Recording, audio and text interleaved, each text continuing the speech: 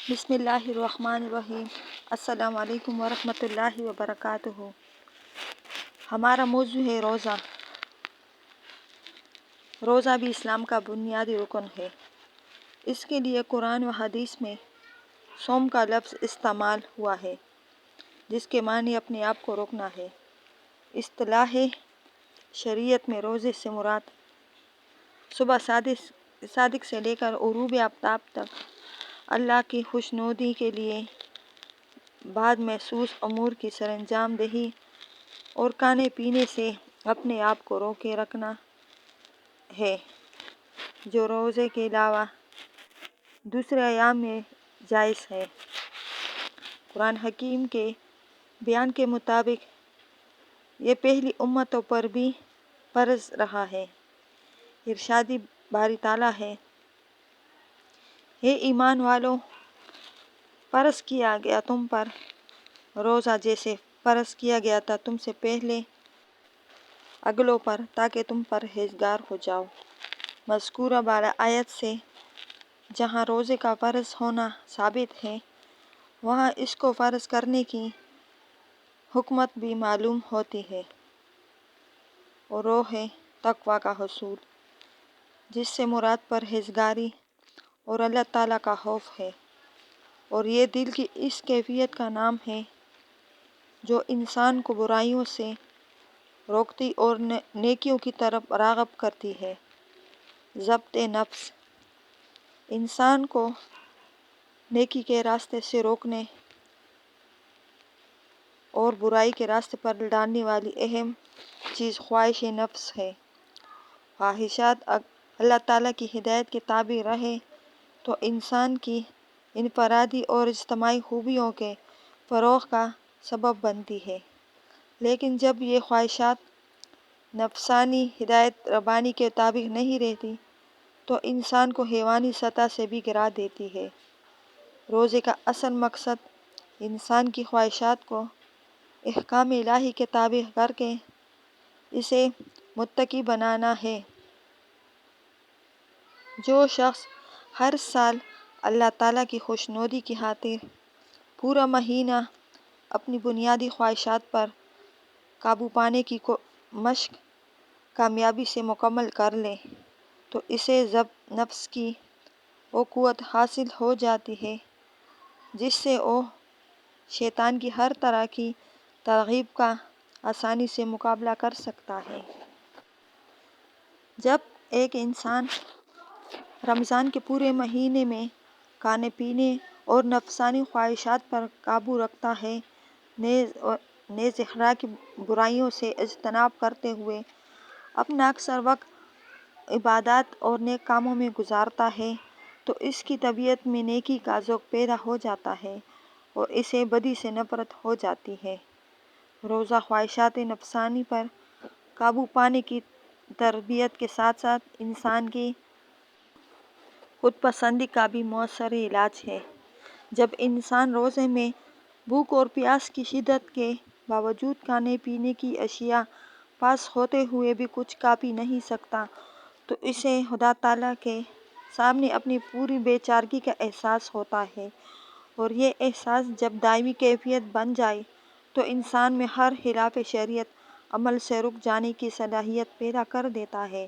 نبی اکرم صلی اللہ علیہ وآلہ وسلم نے ارشاد فرمایا ہے: ایمان اور احتساب کے ساتھ رکھے گئے روزوں سے پچھلے تمام گناہ معاف ہو جاتے ہیں، اور یہ بھی فرمایا ہے: بہت سے روزے دار ایسے ہیں کہ جن کو اپنے روزوں سے بھوک اور پیاس کی اذیت کے سوا کچھ حاصل نہیں ہوتا۔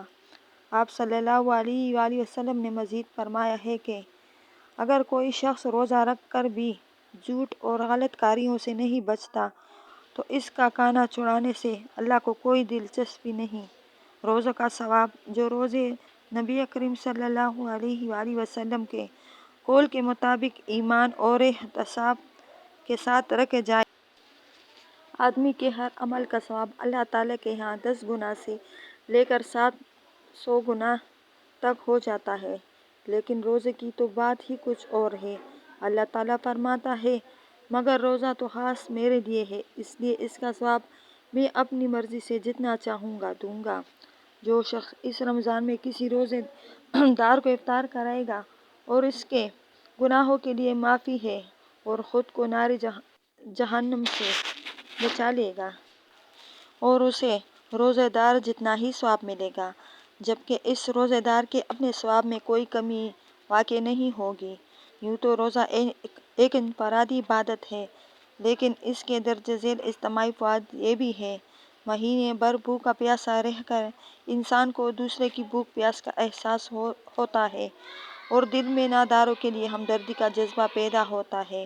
کم از کم غذا پر اکتفا کی عادت انسان میں قناعت و ایثار کی صفات پیدا کرتی ہے۔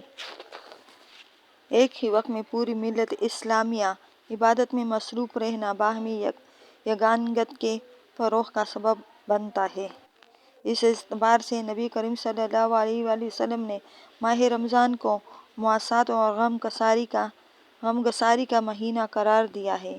ایک ماہ تک دن کے بڑے حصے میں معدے کا خالی رہنا صحت جسمانی کے لیے مفید ہوتا ہے۔ ارشاد باری تعالیٰ ہے، مہینہ رمضان کا ہے جس میں نازل ہوا قرآن ہدایت ہے واسطے لوگوں کے اور دلیل روشن، سو جو کوئی پائے تم میں سے اس مہینے کو تو ضرور روزے رکھے۔ اس سے ظاہر ہوتا ہے کہ قرآن مجید اور رمضان کا آپس میں بڑا گہرا تعلق ہے۔ قرآن کے مضامین انسان کی ہدایت و رہنمائی کا ذریعہ ہے اور ہدایت و رہنمائی حاصل کرنے کی اولین شرط تقویٰ ہے جو انسان میں روزے کے ذریعے نشوونما پاتی ہے۔ اس لیے رمضان میں قرآن کی شب و روز تلاوت پر بڑا زور دیا گیا ہے اور اس کا بے انتہا اجر و ثواب بیان کیا گیا ہے، اور نماز تراویح کی بھی یہی غرض اور مصلحت ہے۔ یوں تو رمضان مبارک پوری دنیا کے لیے مسلمانوں کے لیے رحمت اور مغفرت کا مہینہ ہے، لیکن ہم پاکستانی مسلمانوں کے لیے اس مہینے اور اس کی ایک مبارک شب کی خاص اہمیت اس وجہ سے بھی ہے کہ اللہ تعالیٰ نے اس مبارک رات میں آزادی عطا فرمائی تھی۔ رمضان کی 27ویں شب کو پاکستان کی تشکیل گویا اس حقیقت کی طرف اشارہ تھی کہ اس مملکت خداداد میں اسی کتاب مقدس کا نظام زندگی نافذ کیا جائے جو اس مبارک شب میں نازل ہوئی، اور ہم نے پاکستان کا مطالبہ کیا بھی اسی غرض سے تھا کہ یہاں اسلامی نظام حیات نافذ کیا جائے۔ اس اعتبار سے رمضان مبارک تشکیل پاکستان کی سالگرہ اور خدا تعالیٰ سے کیے ہوئے ہمارے عہد کی تجدید کا بھی موقع ہے۔ بے اثر روزے۔ آج ہمارے روزوں کے فیوز و برکات ظاہر نہیں ہوتے۔ اس کی اصل وجہ یہ ہے کہ ہم روزے کے اصل مقصد تقویٰ ضبط نفس سے بے خبر ہیں۔ اس کی اہم شرائط ایمان اور احتساب دونوں سے غافل ہیں۔ جس طرح عام طور پر ہماری نمازیں دکھاوے کی ہیں، ویسے ہی ہمارے روزے بھی بالعموم نمائشی ہو گئے ہیں۔ میری دعا ہے اللہ تعالیٰ ہمیں اور آپ کو سیدھے راستے پر چلنے کی توفیق عطا فرمائے اور شرک جیسے بڑے گناہ سے بچائے، آمین۔